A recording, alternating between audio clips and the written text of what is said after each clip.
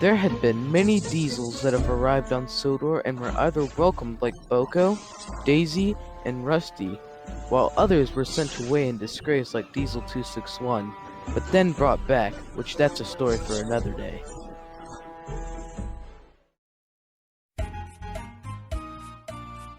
Our story starts on the Farquhar branch line. Percy was getting some trucks from the quarry. He was in a good mood, although he had forgotten that he was careless with the trucks this morning, and they wanted to get him back. Soon, Percy reached the quarry. He collected his stone, and he was ready to go. Come on, let's make up for lost time. Who does he think he is after the way he treated us trucks? Yeah, I know. It's almost like he thinks he's under control. We should pay him out. Agreed.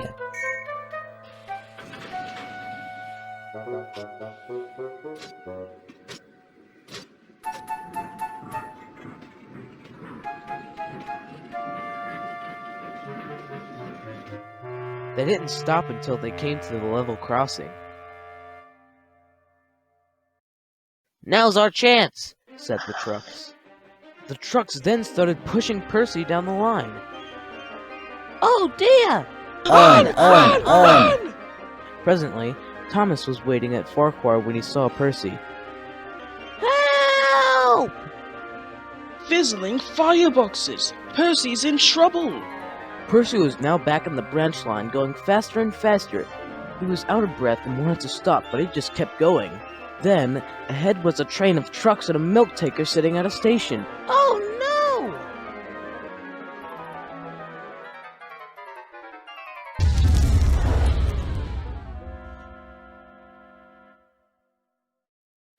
Soon, help came and the Fat Controller came. Unfortunately for you, Percy, you'll have to go to the works to be repaired. Oh, but sir, who will look after my goods? Well, it appears that we'll have to buy another engine from the mainland. The Fat Controller then turned, walked towards his car, and left. Later that day in the sheds, the Fat Controller told the engines the news. I need to inform you that Percy has had an accident, and will need to be at the works for the time being. But sir, who will do his job while he is away? A new engine will arrive to do his work. Who's it going to be, sir? Wait and see. Unfortunately, this new engine was a diesel shunter who was painted blue, had a BR livery on his sides along with D3591, and his name was Jack. He arrived at Knapford Station where Thomas, Gordon, James, and Donald were waiting. Oh, hello there. Looks like there's work for me to do. Aye, and what are you trying to be doing? Oh, nothing. Just saying that you're all out of date and I suggest that you go find yourself a scrapyard for you. I'll have you know that steamies are much better than diesels, and we are nowhere near out of date. We are really useful and very important. We don't need any scrapyard. We've been on this railway for a long time. We've never retired. Ha ha ha! You will soon. And Jack left to get his first train. The engines were furious and said nothing as they continued with their work.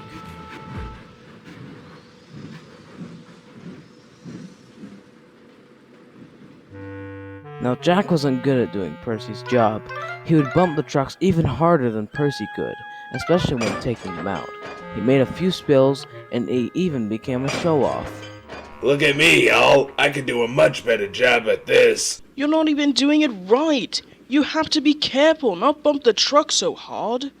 But Jack wouldn't take Thomas's advice. I can do whatever I want, and I want to bump the trucks around, he would say, and went back to bumping the trucks even more. What a horrid diesel! Indeed, I'll be heading for trouble. And indeed, there was. One night, Jack wouldn't stop talking about how reliable he and his class was and how they could do a better job. He was keeping the engines up almost all night. That is why we diesels are reliable and can do whatever the steam engines do better and more efficient. Now the engines were getting really tired of this and were wanting to get some sleep. Does he ever stop? Jack, it's dark. You've been talking for several hours. Go to sleep already. Jack, can you please stop talking? We're trying to sleep. But Jack didn't listen. Nah, I'm good. Shall I start again? Oh, for Pete's sake! Oh no! And Jack kept talking all night long.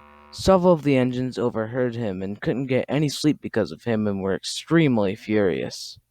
Next morning, the engines were in a bad mood. They didn't get any sleep and they talked about Jack. You know what I would be satisfied about? If Jack would leave. Like right now. I'm tired of him being so talkative. Yeah, keeping us up all night.